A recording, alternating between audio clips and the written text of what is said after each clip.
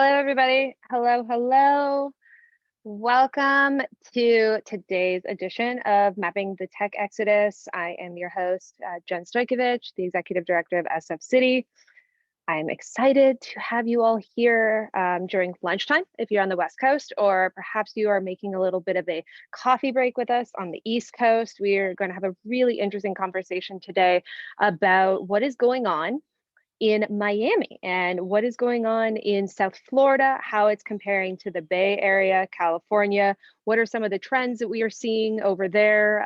One of the recent conversations that we had that you may have joined us in last week, we spoke with Mayor Suarez of Miami about the growing tech population over there. So we're going to be catching up with Maria Derchi Russo from Refresh Miami to talk about some of the different trends they're seeing today. With that being said, I've got some quick housekeeping notes to go through. Then we're going to give you a little bit of a presentation on all things San Francisco tech and Miami tech, and then we will bring up Maria. So first things first, we have a Q&A. So all of you should be Zoom aficionados at this point. I imagine this is not your first Zoom rodeo.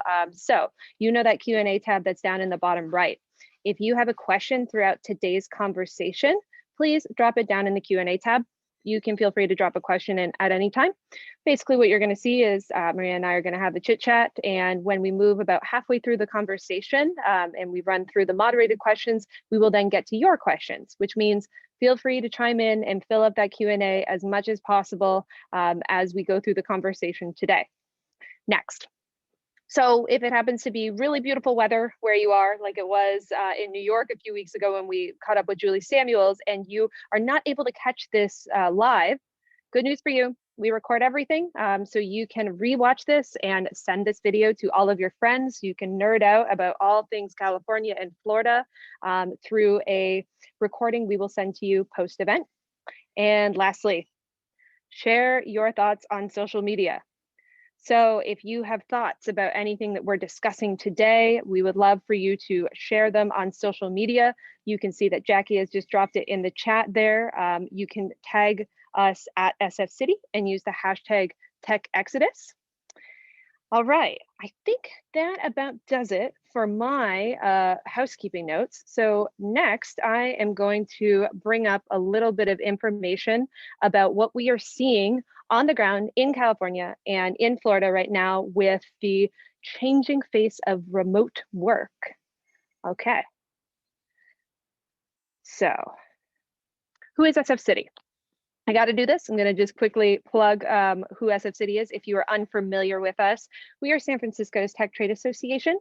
We are founded back in 2012 after the last tech boom of 2008 and later to really empower the growing San Francisco tech community to have a voice in policy decisions and collaborate with government leaders. We have been tracking the San Francisco tech exodus and all the different details of what is going on with San Francisco over the last year or so. So we keep track of all the latest data on the San Francisco or Bay Area tech exodus. Is it real? Is it not real? Who's leaving? Who's staying? All information is right there so that you have a one-stop shop for all the information around what is really going on the ground. We also, of course, have some more information about the impact of a potential tech exodus, policy landscape, and clues about where SF or the Bay Area tech community could be moving. So what is going on in San Francisco right now? So San Francisco has a lot of empty offices. It is no surprise that, like other cities across the country, there has been a huge influx of empty office space on the market. So as I'm speaking to you right now, we have almost a 19% office vacancy rate in San Francisco. To give you an idea, if I had been speaking to you about a year ago today, it was about 3%. So San Francisco was absolutely one of the hottest office markets in the entire country and one of the hottest in the entire world. So now that we are facing this big office vacancy rate, we certainly have a lot to deal with as a city in terms of how we're going to refill the downtown and what that looks like. We also have had a number of different employers that have announced going remote first. So the majority of tech employers in San Francisco have remote first policies now, which could give us some clues about where the city is going and what it is going to look like when it reopens. We have heard that there have been just shy of 90,000 USPS address changes out of SF. So I think it was 89,000 at last count, over 80,000, which was 5 times the number in 2019. And there has been a 26% rent drop. Now, this isn't the first time that we have seen this type of exodus. We did see after the .com bust, almost 30,000 people in the tech community did leave. But as you all know, they refilled pretty quickly. So we are still waiting to see how many of those folks start to trickle back into the city post-pandemic. 63% of tech companies planning to downsize in the Bay Area. 36% anticipate 50 to 100% of their Bay Area workforce remaining remote. Another big thing that we are dealing with right now is how our downtown corridor is going to be reopened and what that looks like. There is a 70% sales tax revenue drop in San Francisco's downtown in particular. All right, now what is going on in Miami? So if I had spoken to you about a year ago about the state of tech in Miami, it probably was not one of the first cities to come to mind. I'm sure we will learn a little bit more about what's been going into South Florida's plan to increase the tech community over the last few years, especially in the last 10 years. But it really seems to be kind of hitting the mainstream now today. So South Florida's tech industry has seen a 26% increase in tech jobs over the last 10 years. Of course, you know, it's still quite a bit smaller than the Bay Area, but it could be a sign of things to come. South Florida's tech industry is also 2 times more diverse than the US tech industry overall. They have raised $1 billion in VC funding in 2020, which is the highest amount in the last 5 years. You know, just to add a note, San Francisco also just raised a record amount of VC funding in 2020 as well. There is a lot of money going around right now. Florida also saw an uptick in residents. We'll talk a little bit more with Maria about what those residents, where they're coming from and what industries they're in.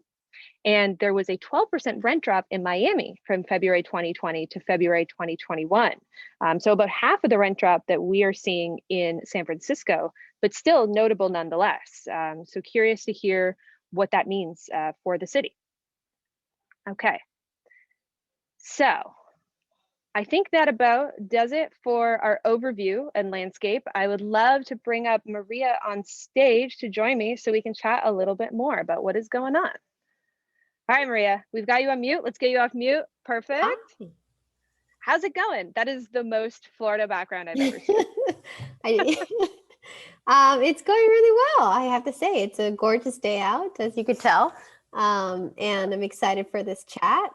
So yeah, no complaints. Cool. Well, first off, for those that aren't familiar with Refresh Miami, and you also actually took on another recent gig I saw last week as well, I'd love for you to tell the community a little bit about what you do over there in Miami. Yes, happy to. So Refresh Miami is a nonprofit. Its whole mission is to educate, inspire, connect, and grow the tech and startup community in South Florida. This is our 15th year of operation. So we've been at this for a bit, and kind of we do pre-pandemic, we would organize a lot of events for the ecosystem, everything from speaker events, educational workshops, networking events. And then our website kind of serves as the kind of digital hub for the community, where you can kind of get the lay of the land, learn the latest and greatest of everything going on here. So it's really served as kind of like the center of gravity for the tech and startup ecosystem over the years. And so I did not start this organization. I took over about 5.5 years ago. And have loved every minute of it. And I've spent some time in other areas of the ecosystem. I worked at the University of Miami in their entrepreneurship department, and I just left one VC fund and joined another fund. The new fund is called Florida Funders, and it's by no means new.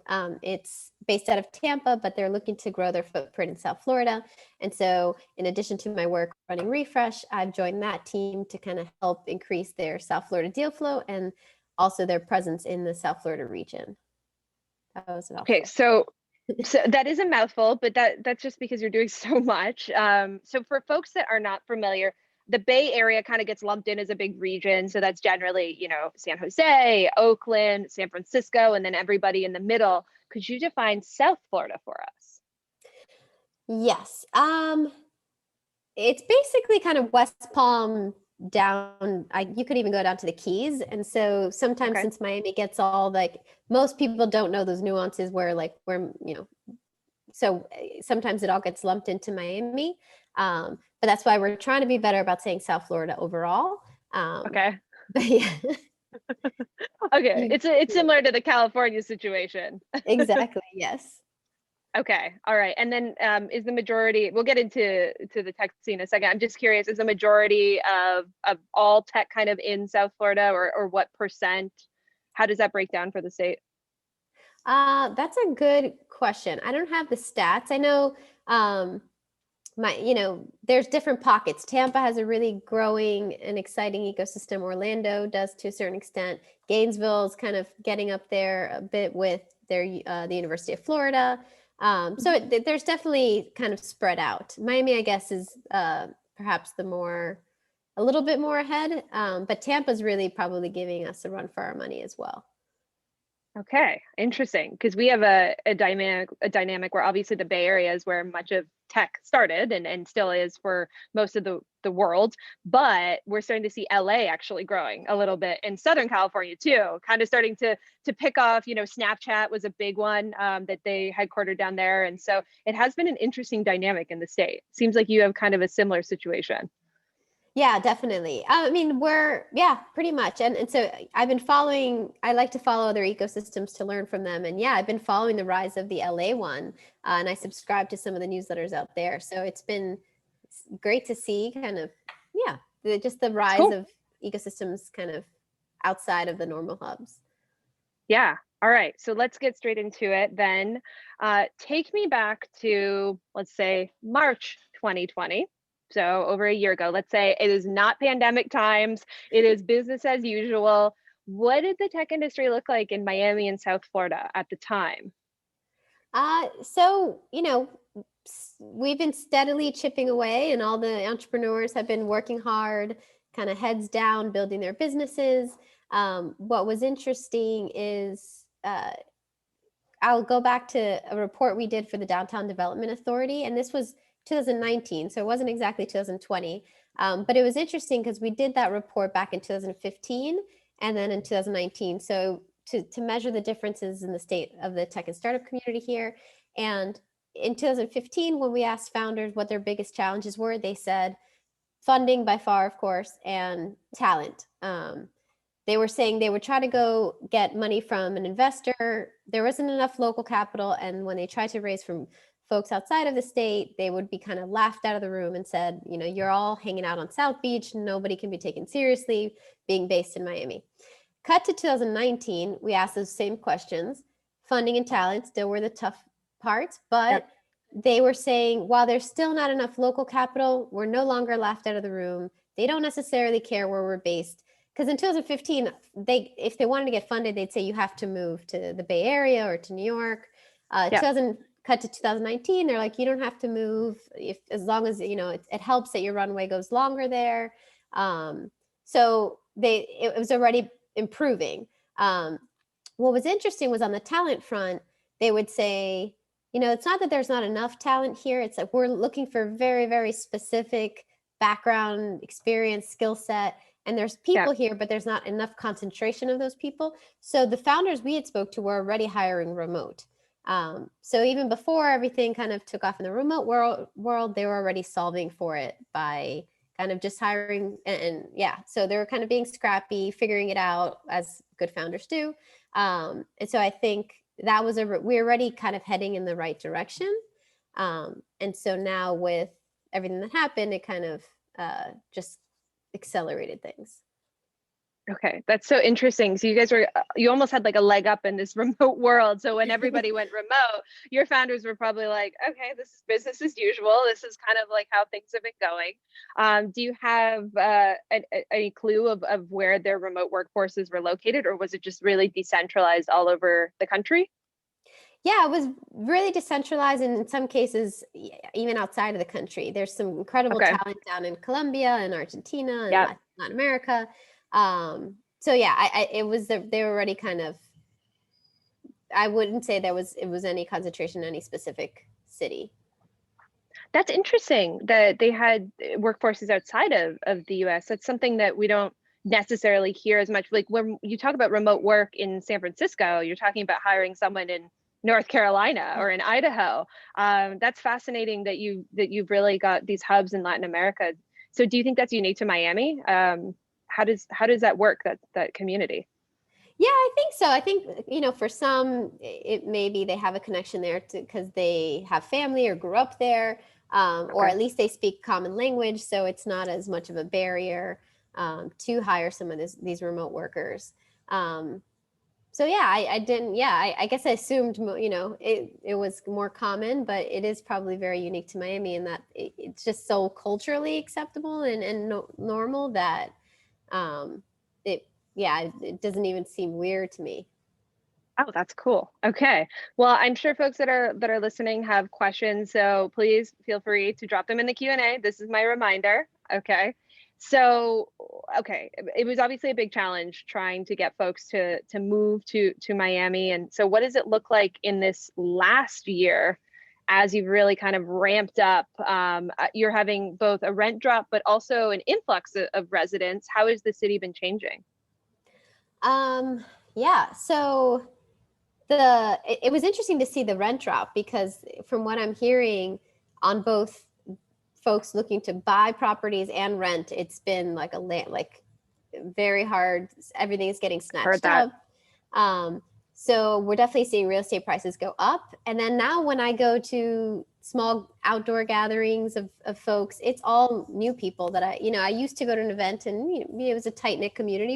You would know most of the people. Now it's fresh folks every day coming here asking for calls and meetings. And what's been, good to see is it's folks from kind of all facets. So you have not just the investors, but you also have the founders and the technology professionals. And so what's also exciting is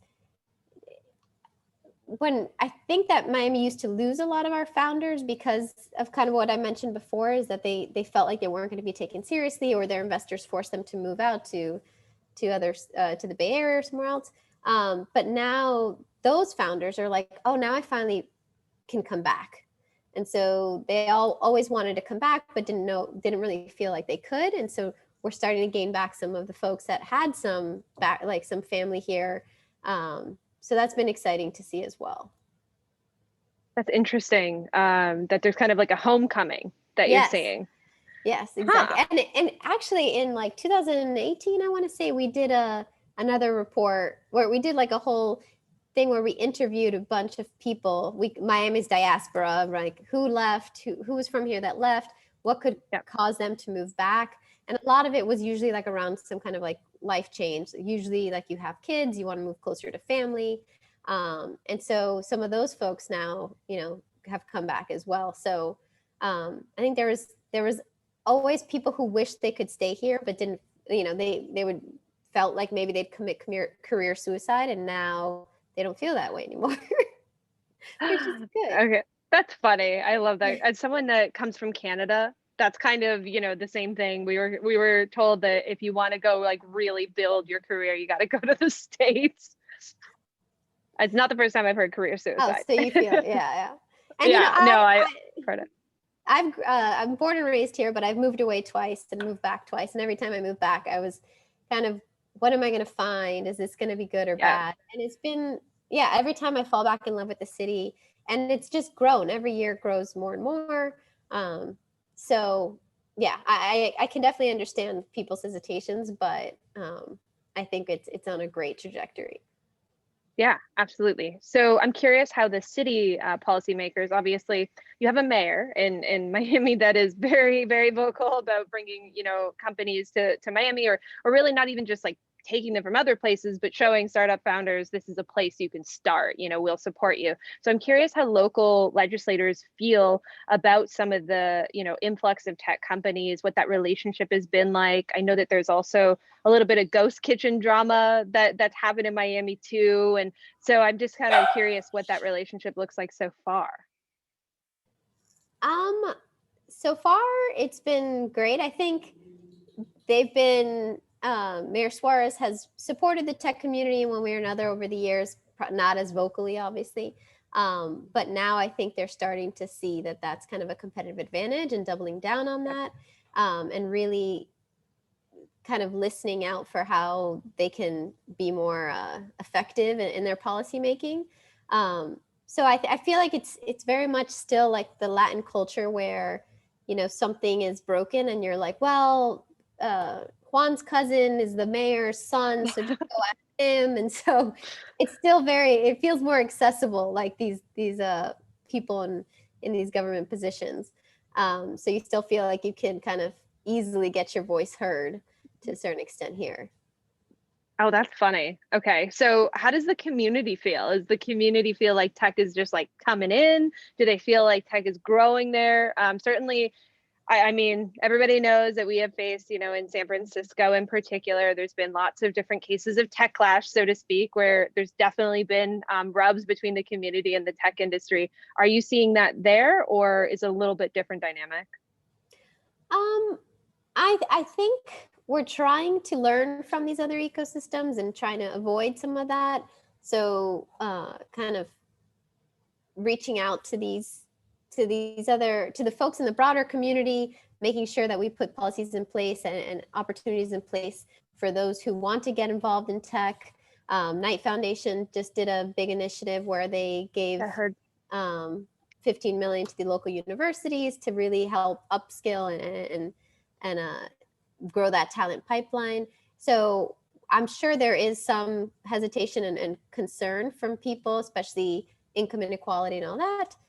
So I think we're trying to make a much more concerted effort to address those early on before it kind of goes too far down the wrong path. Yeah, absolutely. I think that there's a lot that we've obviously learned as like the tech capital, and it's great that there's so many other cities that are emerging that can hopefully identify the policies early on so that they can grow their industry even faster. Is there any other policies in particular that your city leaders are looking at to make sure that they're growing the industry?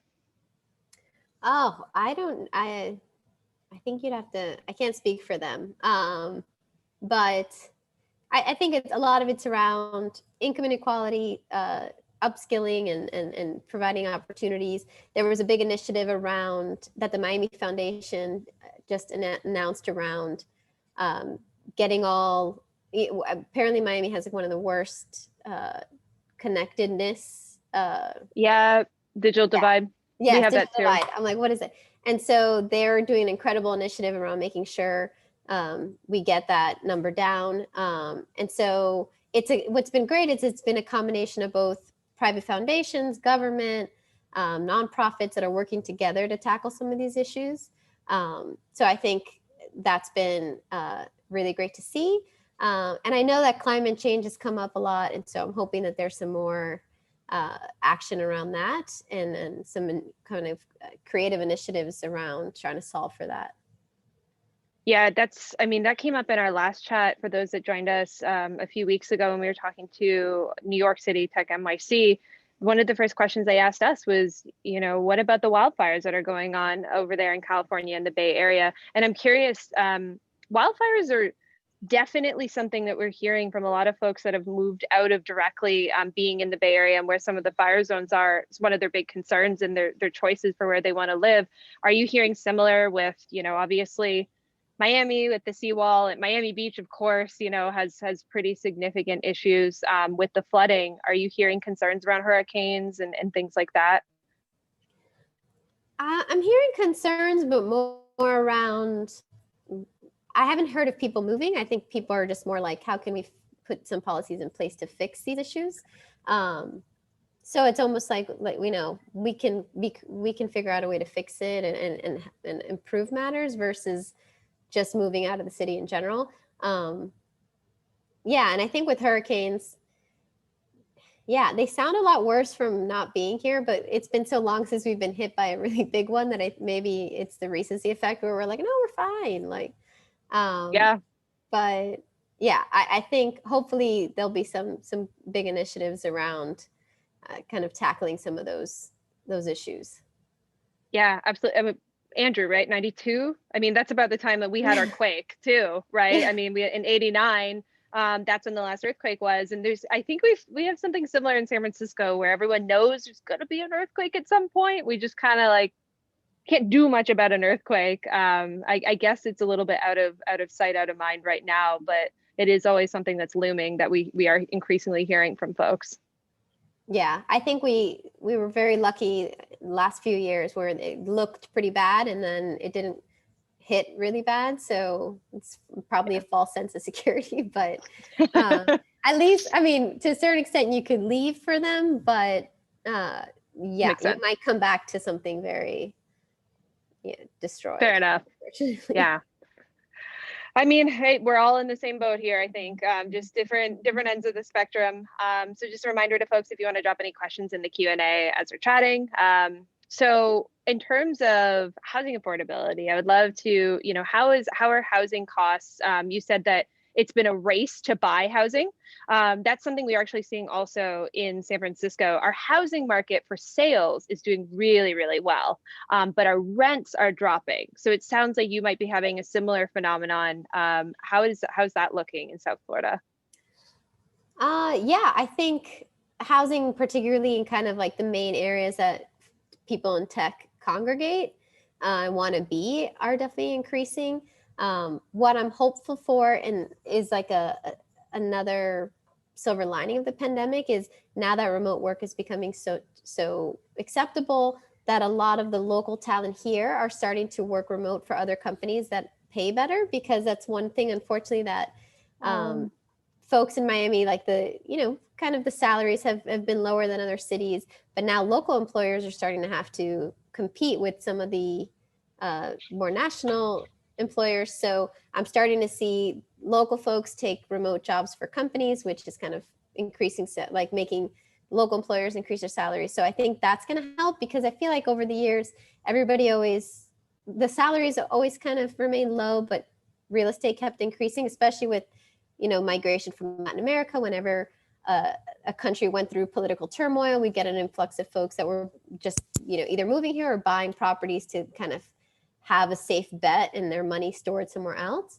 And so there was always disparate, and like I feel like folks would always point to the real estate and say we need to lower the real estate, but I'm like, what about the salaries? We need to increase the salaries.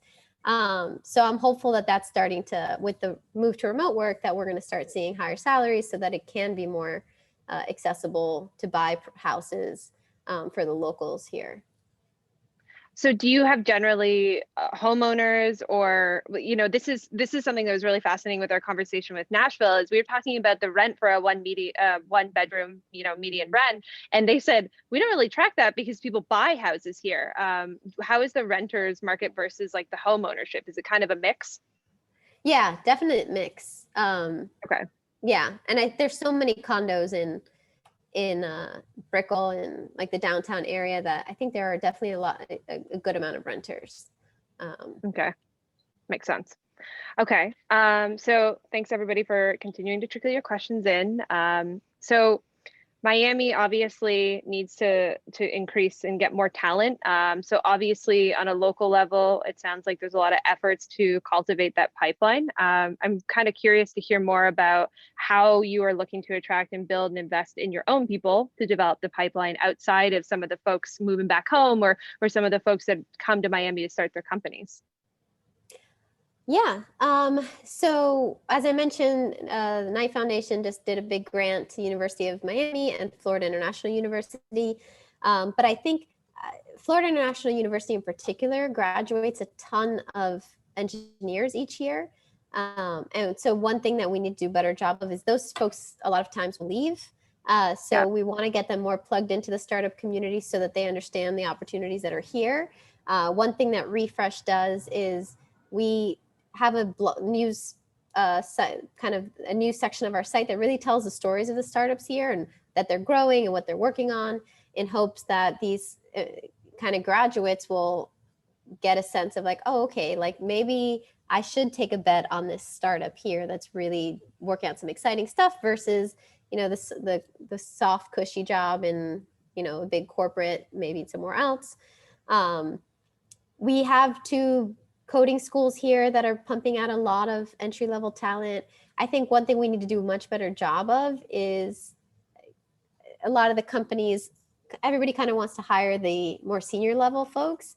And so we need to encourage the companies to be willing to kind of take these entry level folks under their wing and train them, or we're not going to really grow the pipeline because, yeah, no one's kind of willing to take that on.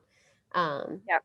And so one thing I would like to, like to figure out is there a step 2 to the coding schools that we could put them in to get them more experience, or how can we encourage some of the more stable corporates here to give those entry-level talent the opportunities to continue to grow in their career and become that mid and senior level talent that we need. Yeah, we have a similar thing in San Francisco with, we have this program called Tech SF, where they're really looking to, and we're still a little early. It's only a few years into this grant. I don't think that we are the poster child by any means. We're actually looking to a lot of other cities for this, but creating like almost like apprenticeship style ways to get into the industry, and not just like coding too. I feel like everybody talks about coding, but you also need like technical sales, and like there's all these like soft skills pieces to it that are beyond just the programming side that I feel like just like don't get nearly the attention that they deserve. Yeah, I was talking to some folks who work at a local startup here. One's a product manager and one's in customer success, and they were both saying like, we want to make sure the story is being told that you don't like, it's not just coding the way to get into startups. Like there's all these other professions that are important, and so yeah, we don't want people to be turned away thinking the only way to work at a startup is to become a computer science major or engineer. Yeah, I can't. Wouldn't work for me. I had a feeling the two of us are both just going to say, nope, not coding. I'm very good at talking to people. Not going to become a coder though. That's for sure. Yes. Yeah, Definitely. that makes sense. Okay, so I see we're getting some good questions piling in. So thanks everybody. We will get to the questions shortly. Keep them coming. There's some really good ones in here actually.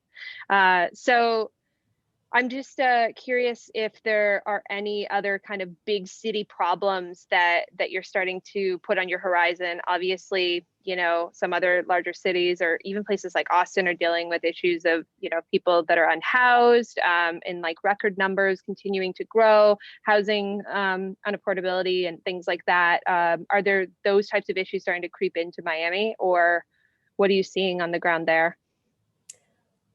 Good question. I know that like our downtown area is going through like a reinvigoration, that there's a big developer, a big developer down there who has a whole vision to build out a tech hub, kind of, because when people ask about Miami, they're like, well, where is like the main like spot where all tech congregates? And they're really a lot, like there's some in Brickell, some in Midtown. Downtown is kind of starting to get that, and I think they're doing a good job of like this one developer. Well, I mean, there's multiple, but this one in particular is really kind of has this whole vision and bought up basically like, I don't know, something like 80% of downtown to really create this hub for tech and the arts and culture. And so it's exciting to see that, but there is there's more of the homelessness population is in that area. And so I think there's a lot of talk about how we can fix that and do it in a really thoughtful and important way that's going to solve the problem versus just kind of move it to a different neighborhood. So that's definitely something that I think that I'm glad that I think we're trying to really take the time to think about the issues and figure out a long-term fix versus just kind of putting a Band-Aid over it and kind of letting it fester and get even worse. Yeah, absolutely. I mean, it's no surprise or secret that Same things in San Francisco. We've been, spending years trying to figure out how we can tackle this crisis. We have a shortage of shelter beds in particular. We just really don't have a lot of beds for people every single night. And, there is a real issue with folks just not having access to somewhere to move in. And there is a lot of tents that we're seeing out on the streets. And I do think that places that have a little bit more land too, right? Miami, being in South Florida, there's obviously a lot more land for development. And that's one of the issues that we face being on a peninsula is there's just not a lot of places to develop in a 49 square mile city, right? Yeah, definitely. One thing we've Okay. got is space. We've got some space. I mean, we still are. Yeah. We have a lot of undeveloped land. Yeah, that is such a huge asset. There's so many, rising cities right now that can really do that like Tokyo level growth because of the geography of it. Toronto's similar. Toronto is in an area where there's a lot of room for expansion, and that unfortunately is one of the issues of being on a peninsula. Yeah, definitely. All right, so I've got a fun question for you, and then we will get to the audience questions. So Salt Lake City calls themselves Silicon Slopes. There's Silicon Beach in LA. There's Silicon Hills in Austin. That one's a new one for me. What is the nickname for Miami? So anyone locally, there have been some variations, but I've heard things like Silicon Swamp, and that just sounds terrible. Like nobody wants to go to Silicon Swamp. And I think everybody here locally is like, can we not be Silicon anything? Can like nobody ever use that framing ever? Just because we're really making it a point to try to be in and of itself something different. And it's funny, a group of us in the community, various organizations, kind of at the beginning of a lot of this talk around Miami Tech, kind of back in December and January, there were a lot of concerns over like, okay, all these influx of new folks, what is this going to mean? Are we going to lose kind of our ethos here? And so we kind of put together a Miami Tech manifesto. And one of I think it's like 14 points in it. And one of them is we are not Silicon anything. And it's like, we're trying to be our own thing. One of the nicknames of Miami is often like Magic City. And I'm like, I'd prefer that over anything else. But it was really great to kind of put into words this whole manifesto over, and not to say that we've achieved any of this. It's just kind of like what we really hope to build over the course of, the next few years based on everything that we've been putting in place to date, and what we hope new folks will come and kind of adopt this whole manifesto and kind of build it with us, continue to build the city with us. So that's, if you ever want to see it, it's at, I think, wearemiamitech.com. All right. So first off, Silicon Swamp is the worst name I've ever heard in my entire life. Like, first off, that sounds like somebody didn't like us, whoever came up with that. Yeah, I know. I think it would be like Silicon Gators or something like that. That is Silicon Jungle. But Silicon Beach was taken, right? LA already got to it. And the funniest thing is so many folks that don't know the Bay Area, they always say like up in Silicon Valley, and like A, Silicon Valley is not on a map. That's not a real place. B, San Francisco is not the Valley. It is a completely different tech ecosystem. San Francisco, really a lot of the tech ecosystem in San Francisco came out of the not wanting to be in the sleepy valley. They wanted to be in the city. They wanted to re-urbanize. And so it really is a tech scene of its own, separate from some of that older valley.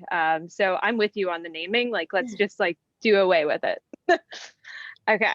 All right. So we've got a lot of questions that are piling up. So I will get to them. So just as a reminder to everybody, there's a little Q&A button down there. Maria and I are going to answer as many questions as possible. So if you have a question, drop it in there. Our first question is from Todd. What initial ways that we can remotely start to connect? What are some initial ways that we can start to remotely connect with the Miami tech community to begin discussion on future location planning? And this is a very interesting question because so many of the tech companies that we work with that are headquartered in San Francisco are moving towards a hub and spoke model. So they really want to build out more hubs all around the country. Obviously, Miami is very ideal for location purposes for a lot of folks. Curious what you would say for those starting stages. So one suggestion is I host a bi-monthly call on Fridays, every other Friday. I call Welcome to Miami Tech. And so it's a really informal call where folks who are it's a combination of folks that are already here, folks that are considering a move here, or folks that have just moved here, can really connect with each other, learn what each other are working on, and then we open it up to broader questions. So that one might be a good first step as to kind of connecting and understanding who's here and kind of starting to have some of these conversations around local planning. In terms of folks that are kind of setting up hubs here, like you mentioned, folks like the Downtown Development Authority, the Beacon Council, they're always taking in these influx of folks and meeting with them and really hearing out, what their needs are to understand like what, who they can connect them to. So I think they're great resources to reach out to. Okay, this is perfect. All right. So Brian is wondering, this is interesting. The seasonality of Miami. So there's a high season when most people leave town. How does that affect business? We actually were talking about this before the event started streaming, how bloody hot it gets in Miami. So I am curious how the seasonality does affect business. Is there an ebb and flow throughout the year? I think obviously in the summer, a lot of people take vacation. The kids are out of school. They want to get away from the heat and the hurricanes. But it's typically kind of trickled throughout, let's say, June through August. So I think that probably lines up with seasonality in some other cities because of kids being out of school. But other than that, I mean, let's say you try to go out to a restaurant in, all the snowbirds come down in like Q4, like Q1. So it's harder to get like access to restaurants. But in terms of business, I think it's the same. I wouldn't say there's a huge drastic difference. Snowbirds. Now that is a thing that we do not really get in California. What is the snowbird population? What percent? That's a good question. I need to have better stats when I come to these. I'm gonna find out, but it's definitely, you can feel it. There's more traffic, especially if you're like, depending on where in the city you are. I know that most people think like Miami's just South Beach, and if you're in South Beach, then it's probably even worse. But yeah, in the downtown area, you could definitely start feeling when the snowbirds start getting here. They've descended. Yes. You see all the New York, Massachusetts, all the license plates you'll start seeing. But that's interesting because it makes you wonder with the future of like places, let's say like the Bay Area, for instance, if we go to like a remote first fully and we start having like heavy influxes of people going in and out, to you, that's nothing new because you guys have dealt with that level of seasonality for a long time then. Yeah, that's a good point. It might just be a little bit more, but yeah, I think and I think that when people ask like, what do you think will happen when things go back to normal or whatever the new normal is, when vaccines are more widely distributed, I think there's definitely I think people in Miami are pretty realistic. We're not thinking that everyone's going to stay. I think we're just excited for the people who are coming, even if it's for a short time. We love to show them our city. Hopefully they have a good experience. If they go back, great. If they stay, even better. But I think that, yeah, they might turn into like people spending half the year if they have the flexibility and the means, half the year in one place, half the year in another place. Yeah, I think we're just open. We're happy for whoever wants to stay here for a little bit or a long bit. So the majority of the folks that have been coming to your city are probably New Yorkers then? We've definitely heard from our New York City folks that a lot of them went to South Florida. Have you seen like a market increase? Yes, but I have seen other folks from San Francisco as well. Probably New Yorkers a bit more than people in San Francisco. And probably the New Yorkers, I'm trying to think, like, have they been more likely to kind of like set their roots than people in San Francisco? But I don't know. I think it's a lot closer. Yeah. Yeah. I think it's definitely been a mix. Yeah. Okay, so this is a great question actually that somebody submitted. What do you think could be Miami's big tech industry claim to fame? Like, is it age tech? That's coined on this question. I didn't even realize we were calling it age tech. Is there like AI or obviously we're seeing different verticals that are popping out in different cities. What do you think Miami's could be?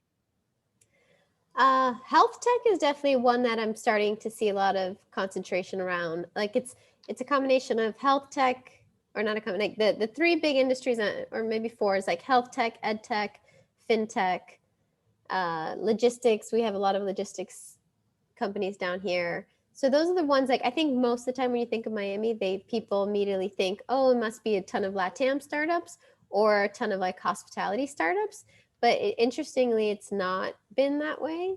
And just, I don't know if there's any particular, I mean, the health tech makes sense or age tech makes sense, but these other ones just kind of have formed. Like I wouldn't have thought we'd be a hub for ed Yeah. tech companies, but I'm like, okay. And we often have this conversation of like, should we try to be one thing? Like, should we try to double down on this one type of industry, or do we just let it organically, the chips fall where they are? And I think we're more into like, let's organically let it happen, and whatever comes out of it comes out of it. But yeah, I don't think we want to kind of force anything. But actually, one of the parts of the Knight grant was a grant to Baptist Health, which is a big hospital down here, to help them build out more of like an incubator. So I definitely think health tech will be a big one here. And Well, yeah, and also if you have snowbirds, if you have older people coming in too, I mean, that seems like a natural fit, right? Yeah. I know one of the big startups Yeah. down here is called Papa, and they pair kind of college kids with grandparents. Like it's called Grandkids on Oh, I've Demand, heard of basically. it. Yeah. Yeah. Yeah, And I've so heard that of it. makes total sense, especially for during COVID when you needed people to like go do your groceries and run errands for you. So they're killing it. So it makes complete sense. Yeah, that's awesome. Okay, so one that I'll just quickly throw out that I wanted to ask you about. So yesterday, the big news came through that Miami City Council is approving the arena naming rights to a cryptocurrency exchange. And the reason I bring this up is because we, up until recently, had, Zuckerberg General Hospital, named after the founder of Facebook in San Francisco. But there's been some backlash to tech, and they actually passed renaming in San Francisco last year and did not want to have tech influence so much on some of the key places in the city. Do you think something like that could happen? Do you think that there could be a pushback, especially if all of these arenas and things like that start to be carrying some of these tech names? Could it happen? Yes. Do I think it will happen? Probably not. Miami, they just don't care. No, I don't think so. I think I think they're used to people with a lot of money being able to name things, and but I was having this conversation this morning with I think I mentioned like a French reporter who was talking about some of the tech lash as she framed it, and I mean, if things got pretty bad, maybe, but I don't know. I don't see it happening. I don't see it like people caring that much to be like, oh, this shouldn't be named that. Yeah, I mean, there's definitely, I would say, those city loyalists feel very strongly about the city and the landmarks and things like that in the city, and their historical importance to the city. So I can see, yeah, I don't think many other cities have that same degree of backlash that we have faced, but perhaps just we're a little bit ahead. Yeah, Miami's still such a new city that I don't know, I mean, I think maybe if they tried to rename something that was more ingrained in our history. Historical. Yeah. Yeah. I think that would be more of an issue, but the arena is still relatively new, so I don't think that's going to strike a chord, but you're right. If it's something like the Cuban Heritage Tower downtown, then that might be more of an issue. We will see. Well, maybe it's because Miami is like the only major city founded by a woman in the US. Maybe we're just a little bit more pragmatic. Definitely. Okay. Well, there was a lot of great questions that we had come through today. Maria, do you have any questions for me about San Francisco before we wrap up? Um, I guess what is the sentiment in San Francisco of like all of this? Because sometimes, you're on Twitter and everyone just tries to, I don't know, there seems some folks are Gang up. like, yeah. And I definitely don't want it to be a one city over the other. And, the more bridges we can build between the both cities is a win, in my opinion. But how can Miami kind of reach across and say, hey, we're here to help, and it doesn't have to be one city against another. Yeah, I'm curious your take on it. Yeah, so that's a great question. I think that, there was a record amount of money that was raised in San Francisco this last year. So San Francisco's tech economy is not going anywhere. I think we all know that. But I do think there's a really interesting opportunity for tech's economy in San Francisco to grow with the other economies, because there is a lot of interest in moving away from an HQ model. And I think every city should really listen to the fact that like 75% of founders, tech founders that were polled in January said that they don't want to have an HQ, and they want to have a hub and spoke model, or they want to have a decentralized model. So it really behooves all of us in our various cities to be able to actually, how do we move our economy into a place where we work with different hubs? Like perhaps there is ways for the cities to be working together to better build the ecosystems together, because that's how founders see their future. 42% of founders, where the best place they said to start a company is? In the cloud.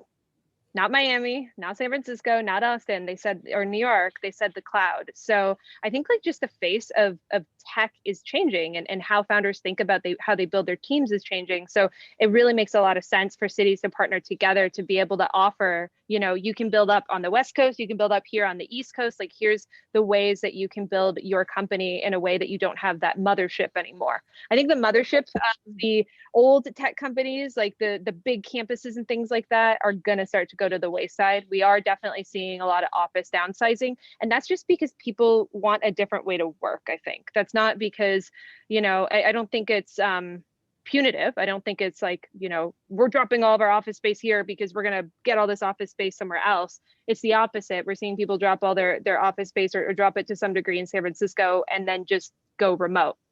So I think it's going to be interesting to see how all of these cities look in the next like 12 months or so, once it's the dust has settled a little bit. No, I agree. I know that they were trying to coin this saying here, like live in the sun, work in the cloud.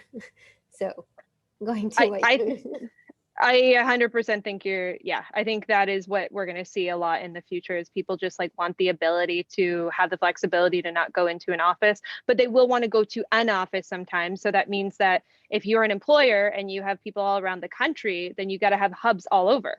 They all have to, you've got to have a hub within 500 miles of all the employees, or 250 miles, or whatever it might be. So that means that you're going to buy a lot of offices. You'll just probably buy smaller ones. Yeah. Or I think the rise of co-working spaces are well positioned for this too. Yeah. WeWork is apparently going to go public through a SPAC, they're saying. I didn't see that. Big news of this week. Yeah, WeWork is like still living, coming back from the dead, and might be going public very, very soon. So we will see. I'm just excited for the Hulu documentary You and me both. Did you listen to the Bloomberg? There's a podcast Bloomberg did. Okay, look up Founderly. Bloomberg did an entire like season on it. So good to know. Exciting stuff. All right. Well, it has been a joy to chat, and I can't wait for the next time we catch up. Hopefully it is in person, potentially down in the swamp or in the Golden State. All right. I will let you get back to building the tech industry down there. Thank you so much. Thanks for having me. All right. Talk soon. Thank you, Maria.